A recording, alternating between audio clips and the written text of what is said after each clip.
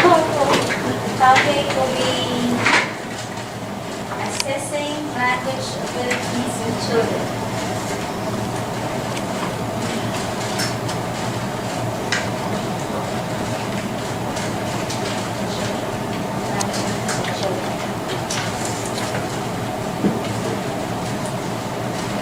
This will be done by that.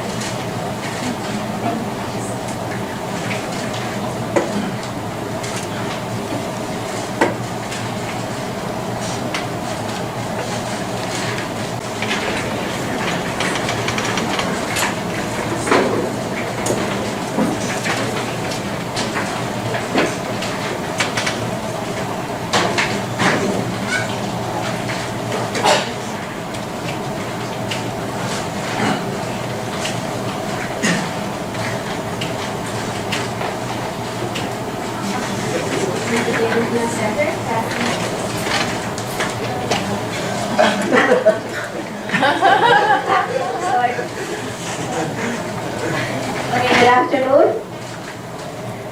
I was from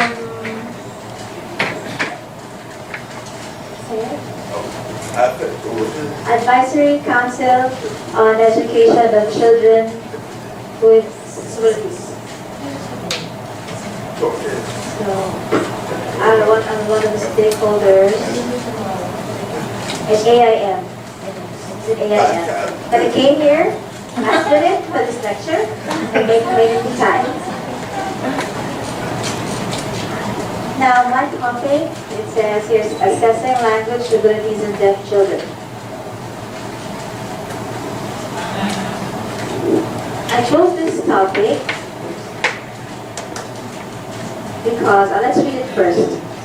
First is to evaluate the development of four factors, of four things. First, to evaluate the development of a deaf child over time. B, a second, is for the deaf child who have hearing parents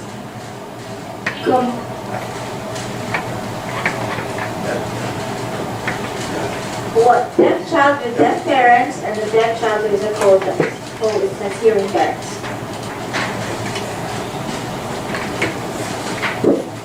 So two different things. The different languages.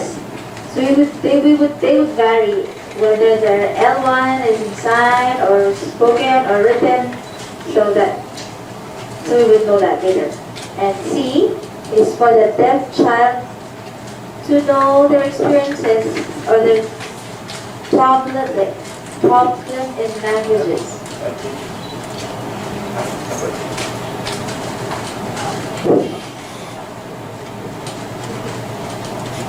And to know the programs that were used to improve the language capability of the child.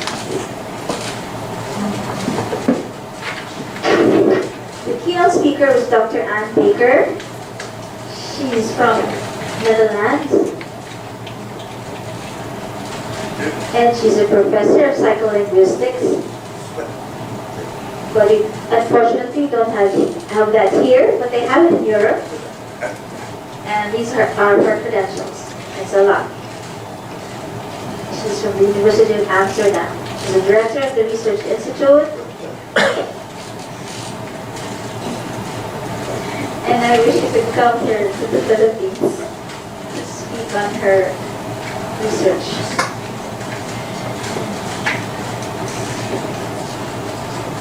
Her research focuses on the variation in language acquisition in a cross-linguistic perspective, covering sign and spoken languages in groups of children with language problems. She's really onto research for deaf children who have problems with their language development, both deaf and hearing.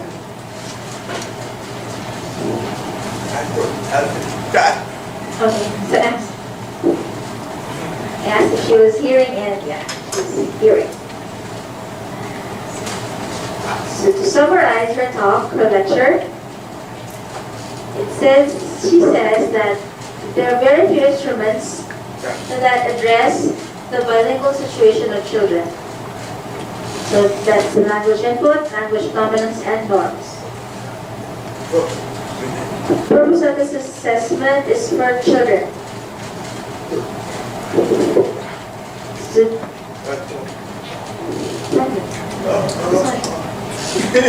The purpose of the research social and cultural background.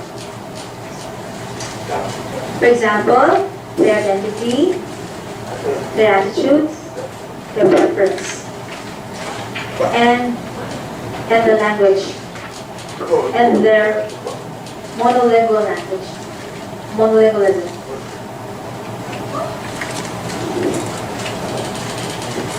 So, we have assessment tools. There are many assessment tools in the area, and it's very general, but they're focused on children. Focus on children, basing on social, cultural, and what you said a while ago. So it says there, we have language input, language dominance, and norms. So we have grammar there, syntax, we'll see.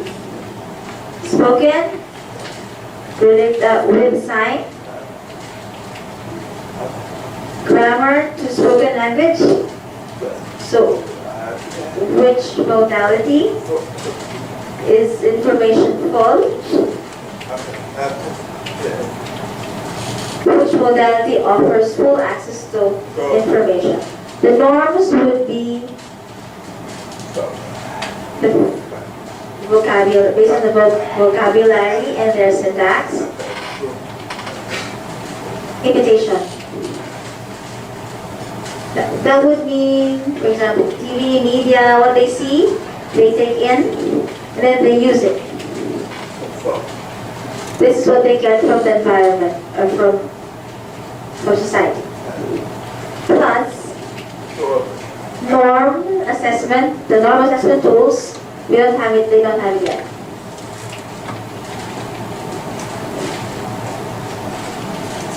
The norms for the science, they don't have it yet.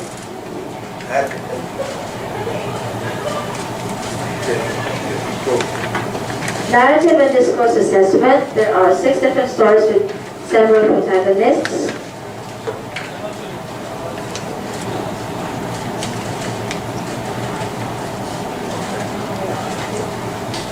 The purpose would be to solve the problem behavior development and to resolve their, the goal is to solve their behavioral problems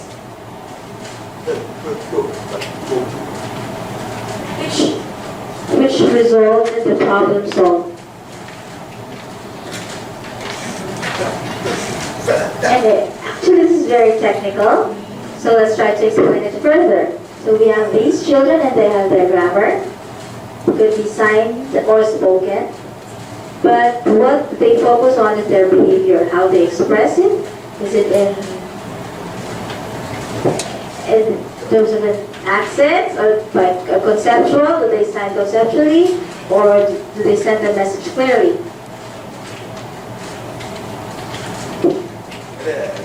Now we have Litmus SRT. It means language impairment testing in multilingual settings and sentence repetition task.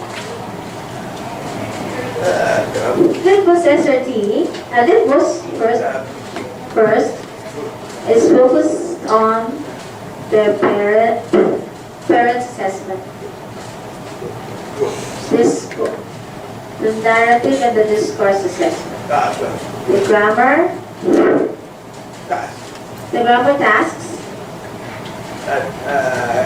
the lexical tasks, and non-word repetitions. Non-verbal, also including non-verbal, and cognitive task processing. So from preschool to until 18. So from 0 to 18. That's technically from elementary to high school in our setting.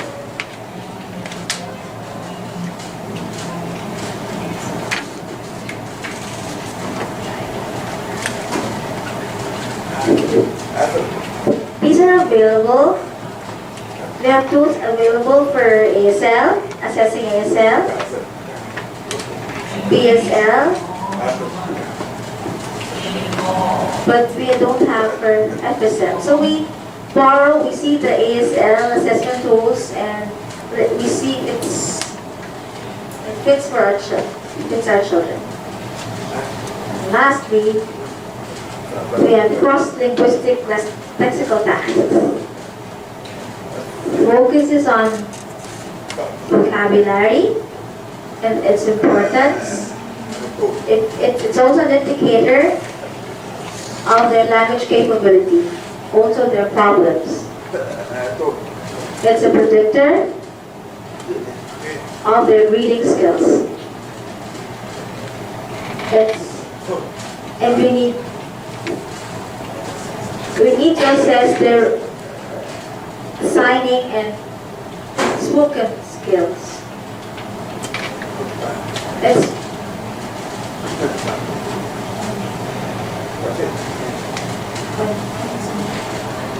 There is also a need for bilingual research,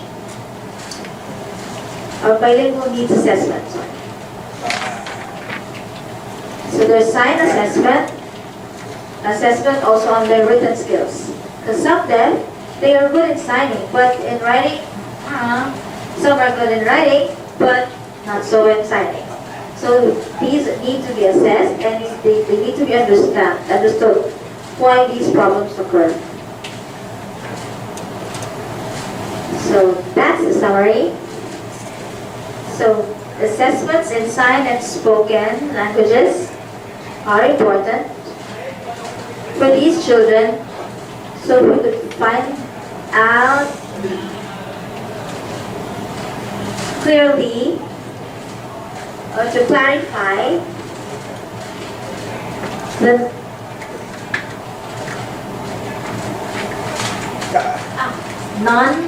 non-verbal signs assessment and sentence repetitions.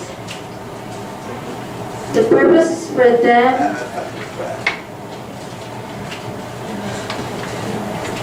this is a good investment, and assessment would be fast for quick assessment. Okay, to summarize, we have different assessment tools. Anne Baker chose this tool because it's easy and it's quick. It would not take a long time, and you can find results easily. And problems are resolved quickly.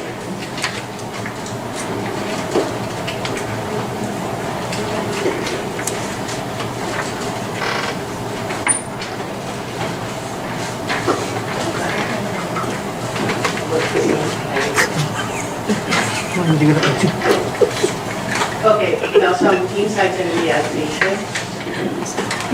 Now there are a lot of language assessment tools which are being used for deaf children, mostly are used in the Western countries. Here in Asia, we don't have it yet.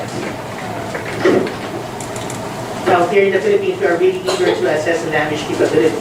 And to have this kind of assessment, unfortunately, we don't have it. So, well, we just do what we have, right? So whatever is there, whatever is present, and we just use that. And sometimes I think we just have to make do. Okay? Now here in the Philippines, most local researchers are focused on their FSL lexicon.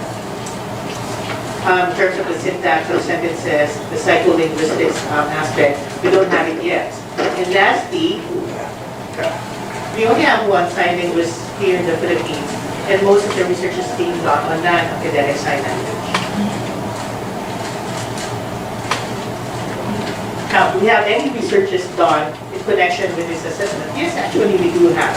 The first one is being done by Dr. Therese Bustos, which explores exploring emergent recursive behaviors of Filipino deaf children. Now, this research is basically about they try to find out and see the uniqueness in terms of their reading and writing skills between the oral signing of deaf children, and they try to observe in three aspects. First, on early reading, on early writing, and then third, on book orientation behaviors. So that was the research focused on by Bustos. Now the other research was again done by Therese Bustos and also by Tanhusay on Filipino Sign Language in deaf education, a deaf and hearing perspective. Now this research, what does it talk about? Well, it's starting to find out the reading and writing skills from grade 6 of deaf students to show whether they are actually limited in terms of their performance for the reading and writing skills in English, in English diagnostic exams for Filipino deaf children, and what are the unique language situations when it comes to using sign language in those assessments.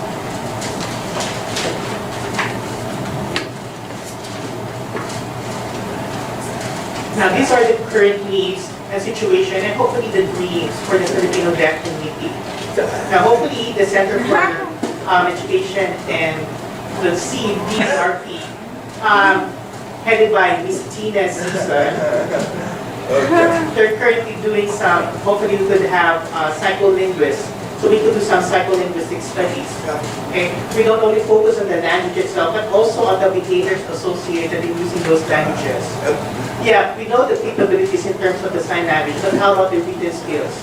Now, some of them would be good in writing, but not so good in sign language. Now, we want to find out what are the rationale behind that.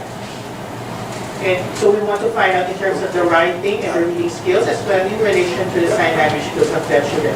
So we could also set this up with our office and try to find out and support and try to figure out the certain concerns in terms of the psycholinguistics. Now, another need will be on FSL assessment and proficiency tools that should be developed prior to the establishment of the Model High School program. Now, they do have that in American Sign Language. They have tools, and we try to translate that into Filipino Sign Language. Well, let me explain a bit about that. Well, when we arrive in class, or when they arrive in class, we try to video them signing, and then after that, we take note, we see what are their capabilities are. Then after 6 months, we call them again, we videotape them, and we try to compare how they sign, how they were assessed at the beginning and at the end of the classes. So we'll see if there were any barriers or there were any problems or any concerns, whether there were any improvements. And if there were any concerns, we could probably provide some interventions. So these are basically the needs that we find. And that's all for my presentation. This will be the last slide. Yeah, the last slide. Yes. Yeah, thank you. Thank you, Rafi. We are now on the floor for forum. Do you have any questions for our three lecturers, our speakers for this afternoon? We will limit it to 3 questions.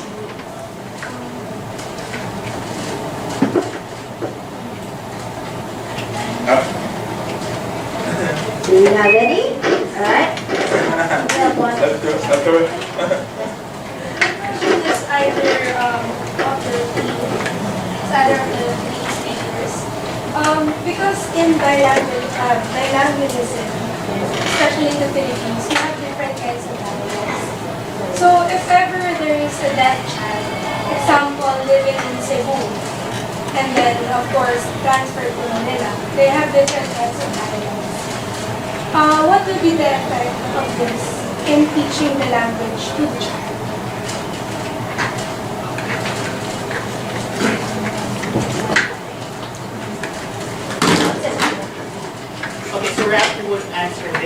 to answer your question. Well, there are actually commonalities in terms of the structure and how they learn sign language. Were there commonalities or standards in terms of their language structures or how they learn sign language? Actually, there are none.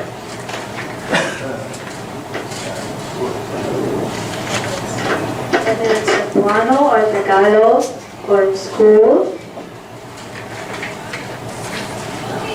then the deaf learner, they learn formal signing in school or in church, interactive. But here, the government's interpretations of a mother tongue basic language education, MTBLE, their understanding is that learning should be based on the mother tongue, starts at home. And then in school, that's your second language. But it's different and it's unique when it comes to the deaf. Why? Because we are bilingual. We sign and we write. But both signing and writing, learning happens in school, not at home. If the deaf child has deaf parents, then she can learn their sign at an early age. Because exposure starts in an early age. So when she gets to school, she won't have any problems because she was exposed early. But here, 90% are born to hearing families. So that's where the problem rises. Did I answer your question?